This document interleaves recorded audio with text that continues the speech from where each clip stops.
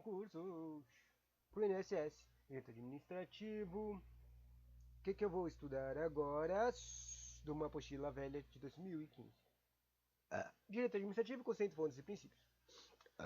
Daí tem umas frases de um monte de professor aqui. Depois tem o objeto do direito, o estudo de direito administrativo, sobre a autonomia do direito administrativo, sobre as fontes do direito administrativo, sobre os princípios do direito administrativo, e depois tem um treco chamado Princípios Constitucionais do Direito Administrativo. Mas eu vou terminar isso aqui nos princípios do direito administrativo.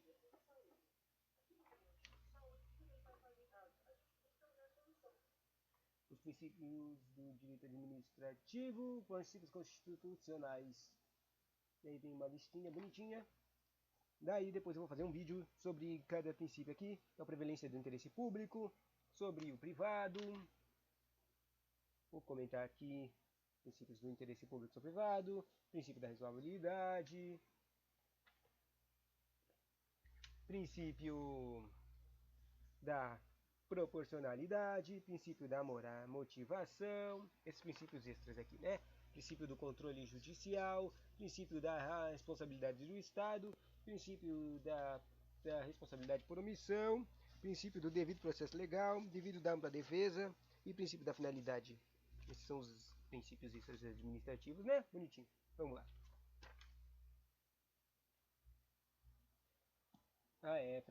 Frasezinha de motivação. Eu passei na prova do concurso do INSS, fui nomeado super rápido, melhorou muito a minha vida. Eu fui muito bem na prova do INSS e gabaritei a administração. O que eu estou ensinando, né? Vamos lá. Direito administrativo, conceito, fontes e princípios. Tanto a doutrina nacional como a estrangeira fornecem um sem número de definições do direito administrativo, cada uma realçando um ao outro aspecto que mais se impressiona ao respectivo autor. Dentre os autores nacionais modernos destacam-se Mário Mansagão, para quem o direito administrativo é o conjunto dos princípios que regulam a atividade não contenciada do Estado e a conceituação dos órgãos e meios de sua ação em geral. Depois um cara chamado Temístocles Brandão de Cavalcante, que interessante o nome desse cara, que diz: ramo do direito público interno que regula a atividade jurídica não contenciosa do Estado e a constituição dos órgãos e meios de sua ação em geral. Depois aparece um cara chamado José Cretella Júnior, que diz: conjunto de princípios jurídicos que discutem a organização e a atividade do poder executivo, inclusive dos órgãos descentralizados, bem como das atividades tipicamente administrativas exercidas pelos poderes. Depois aparece um cara chamado Diogo Figueiredo Moreira Neto. Esse é o cara que mais aparece aqui, que define assim: ramo do direito público que estuda os princípios e normas que regem as atividades jurídicas do Estado e de seus delegados, as relações de subordinação e de condenação delas derivadas e as garantias das limitações do controle de sua legalidade e legitimidade no processo, execução dos interesses públicos, excluídos a criação de norma legal e sua aplicação judiciária contenciosa. Interessante esse último aqui. E, naturalmente, o Lopes Meirelles.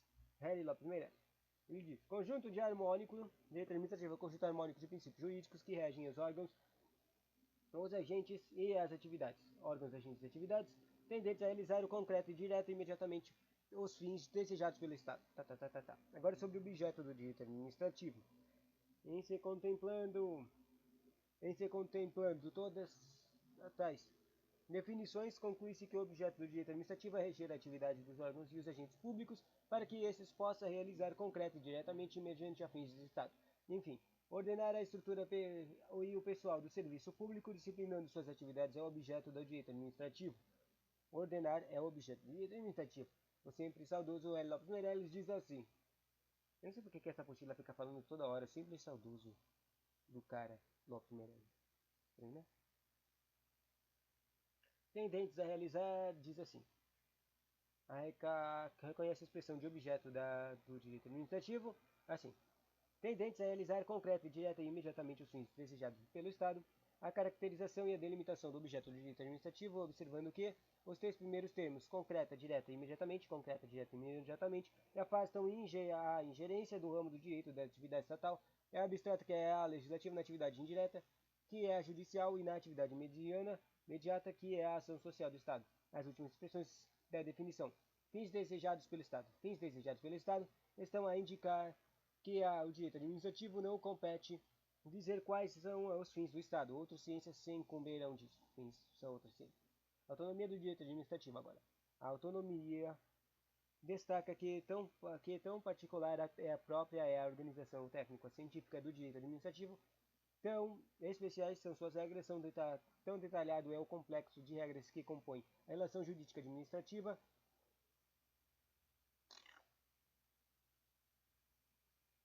jurídica da administração e administradores da gestão dos interesses públicos e sociais, poderes, deveres e responsabilidades, que já é ele reconhecida como um ramo autônomo do direito.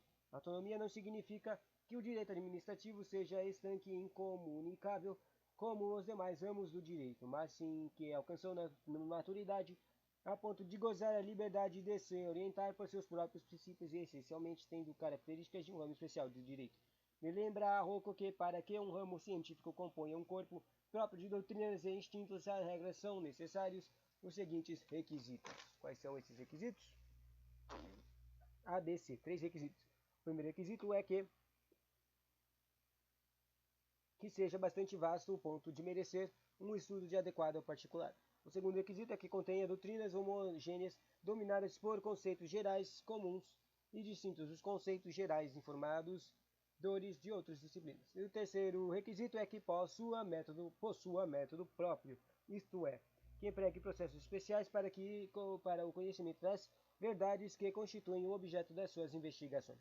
Sob essa prima, não há como negar que o direito administrativo exibe desenvolvimento peculiar dentre os demais ramos do direito público, sendo acentuada sua autonomia, à medida que é enriquecido por um sistema de normas jurídicas regidas por princípios próprios e específicos distintos dos demais. Agora, para terminar, sobre as fontes do direito administrativo, só que na verdade não é para terminar, porque eu ainda vou falar dos princípios e princípios constitucionais. Fontes, daí fala da jurisprudência, da doutrina e da lei. E também vai falar do costumes, que é o extrazinho. Fontes. Fonte é tudo aquilo que de onde emana, jorra alguma coisa, certo? Aí fonte do direito é tudo que possa criar e jorrar regras de direito, ou normas de direito, que disciplinem uma atividade de comportamento humano. Chamam-se de fontes de direito de diversos modos pelos quais se estabelecem as regras jurídicas. Costumam os autores dividir as fontes de direito em fontes materiais, ou seja, os elementos que concorram para a criação das leis, e fontes formais, que são a forma externa de manifestar-se o direito positivo, enfim, as leis no sentido lato de expressão. E-O-B.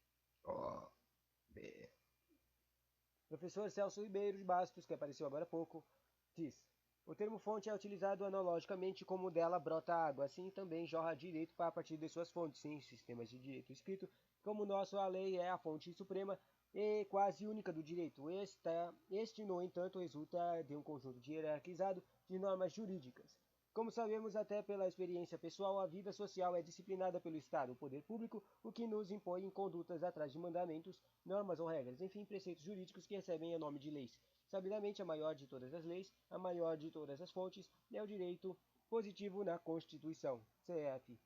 Em especial, o direito administrativo não se desconsiderará que atos administrativos de caráter normativo, principalmente decretos e regulamentos, são fontes máximas do máxima relevância, mas também são fontes de direito administrativo. B.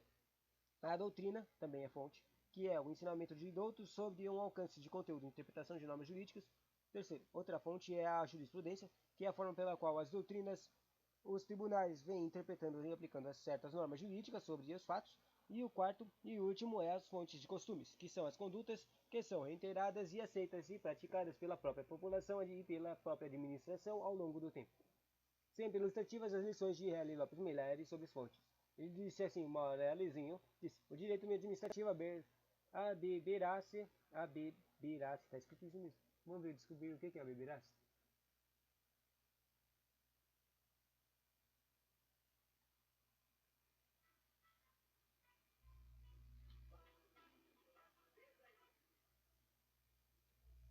abeberar-se.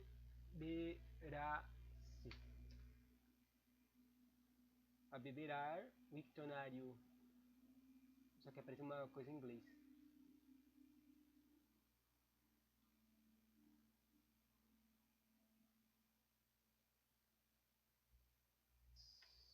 Estou muito confundido sobre esse abeberar.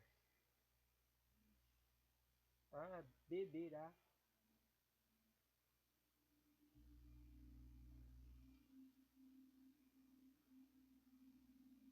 Abeberar-se, terceira pessoa singular presente, de abeberar, e segunda pessoa singular impositivo pessoal, de abeberar. Abeberar, conjugar, a mais beber, mais ar, verbo transitivo de levar a primeiro, gado a beber. Levar a beber, então faz sentido. Segundo é, por extensão, deitar um líquido por cima de alguma coisa para que o ensope, ou embebecer-se. Ou seja, não consegui entender. Só penso em colocar alguma coisa em cima da outra. Não faz sentido, não sentido, né? O direito administrativo abeberar-se para sua formação. Eu acho que faz sentido quando ele está falando de coisa de fonte, daquela coisa que ele falou no começo, né? Uma fonte de água é de onde joga alguma coisa, no caso água. Então, beber da fonte, né? Para sua formação em quatro fontes principais, a saber, lei, doutrina, jurisprudência e costumes. A lei, em sentido amplo, é a fonte primária do direito administrativo, né, abrangendo essa expressão desde a Constituição até os regulamentos executivos, e compreende-se que assim, porque tais atos impondo seu poder normativo aos indivíduos, e os próprios estados estabelecem relações de administração, interesse a direito e imediato a direito administrativo. Agora, sobre a doutrina.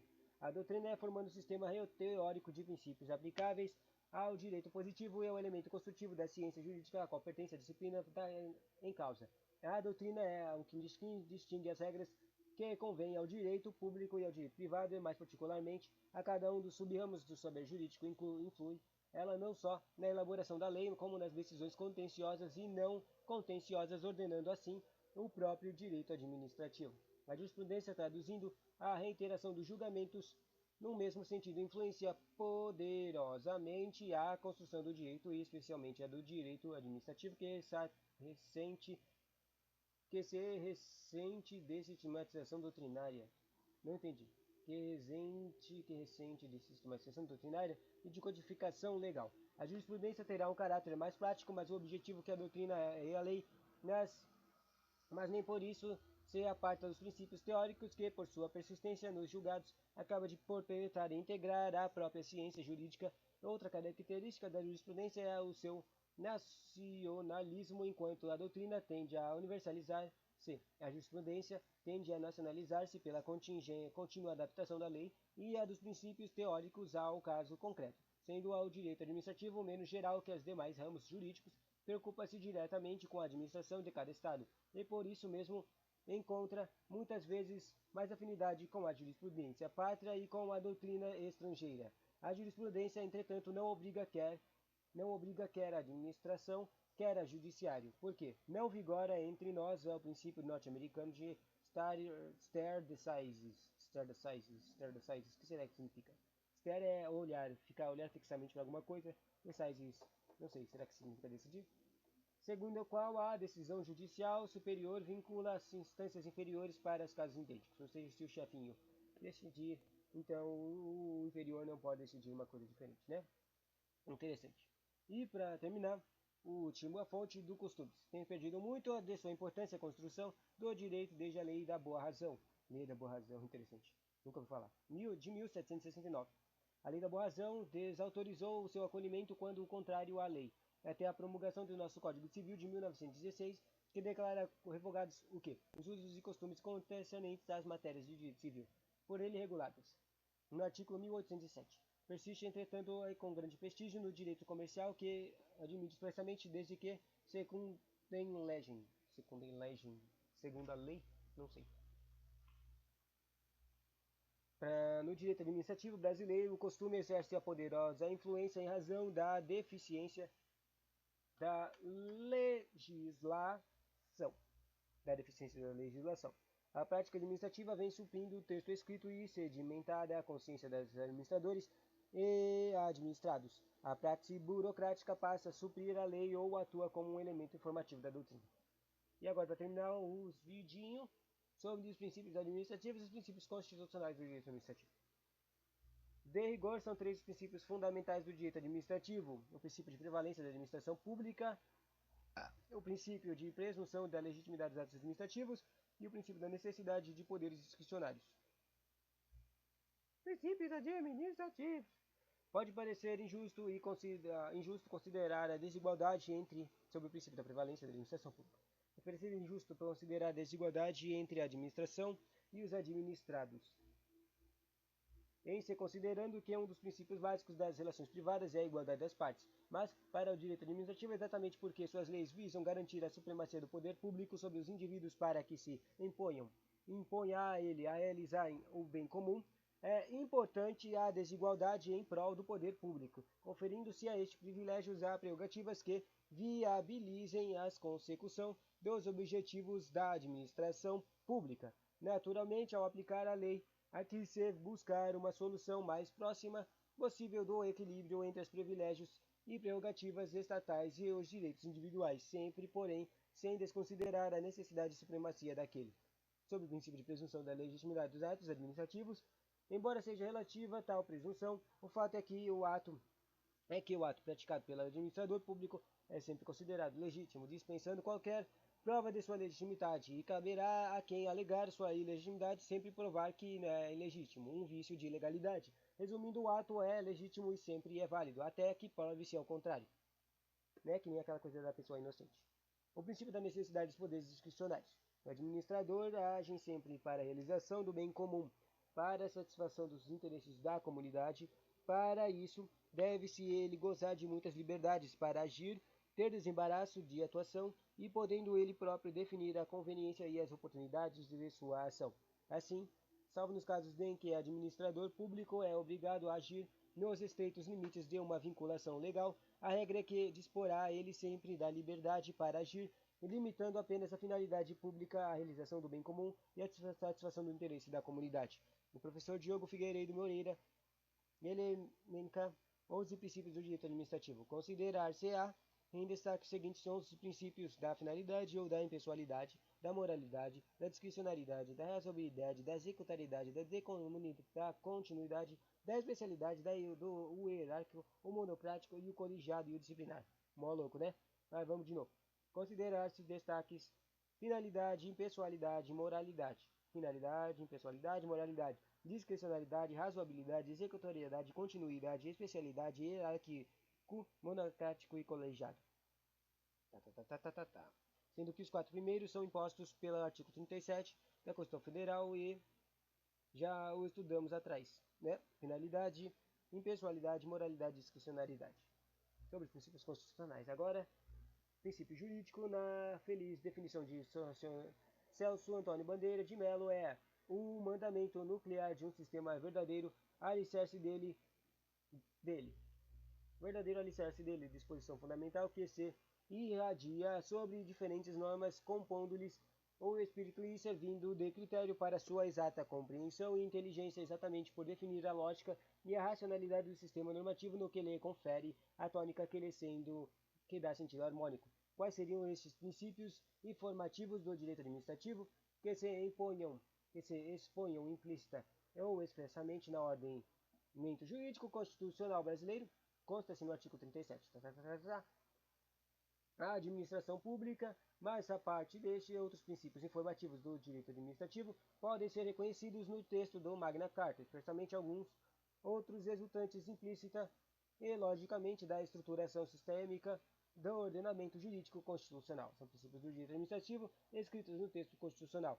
Legalidade, impessoalidade, moralidade, publicidade, eficiência, motivação, finalidade, devido processo legal, ampla defesa, controle judicial dos atos administrativos e responsabilidade dos estados administrativos. Agora, se você está perguntando, onde é que está todas essas coisas aí que você falou? Está escrito aqui bonitinho para você achar quando você quiser. Na legalidade, ela está no princípio está no próprio artigo 5, inciso 2, e também no próprio caput do artigo 37, e também está lá no artigo 34, inciso 4, 84, inciso 4. A impessoalidade está no artigo 5, no próprio caput, também está no artigo 37, no caput. A moralidade administrativa está no artigo 5, no inciso LXXII, ou seja, 73, e no artigo caput do 37. E também está lá no parágrafo 4 do 37, também está no artigo 85, inciso 5. Ou seja, está em um monte de canto, né? A publicidade está no artigo 33 quer dizer, no inciso 3 do artigo 5, está no artigo 34 também. E também, quer dizer, não que eu fico falando artigo, está no 34 do 5, está no 37. A eficiência está no 37, a motivação está no 1, inciso 2, e no parágrafo único. A motivação está no 5, no 34. A finalidade está no 5, 2. A finalidade também está no 37. No 37. Também está no 37, no 84, 4. E no devido processo legal está no artigo 5. LIV no 54 e no 55. E a ampla defesa está no 5, 54 e 5 também, de novo. A controle judicial dos atos administrativos está no artigo 5, no 35, e a responsabilidade do Estado por atos administrativos está no artigo 37, parágrafo 6. Você viu que a maioria deles estão nos direitos de todo mundo, e alguns deles, basicamente os principais, estão no caput dos 37, e alguns outros estão no artigo 84, que eu nem sei o que está escrito lá, mas alguns incisos deles estão nos parágrafos do 37 e nos alguns incisos do 84. Não estão escritos, mas podem ser reconhecidos implicitamente no ordenamento jurídico constitucional os seguintes princípios. Agora está falando dos princípios que são implícitos. Quer dizer, tem os princípios que são considerados princípios, mas não estão escritos expressamente, né? O princípio da supremacia do interesse público sobre o interesse privado, que é inerente ao conceito de estruturação do Estado. O princípio da razoabilidade resultante da junção lógica de legalidade com sua finalidade, e o princípio da proporcionalidade, que é igualmente uma depuração da legalidade em prol do alcance de uma finalidade. Bonitinho, né? E assim eu termino o conteúdo. O próximo conteúdo é sobre conteúdo dos princípios constitucionais, que é indiferentemente da distinção de sua natureza escrita ou não escrita, como analisar o conteúdo de cada um desses princípios, né? Eu vou explicar, vou fazer um videozinho de tipo 3 minutos cada um, basicamente, de cada um, de um monte dos princípios, né? Tchauzinho.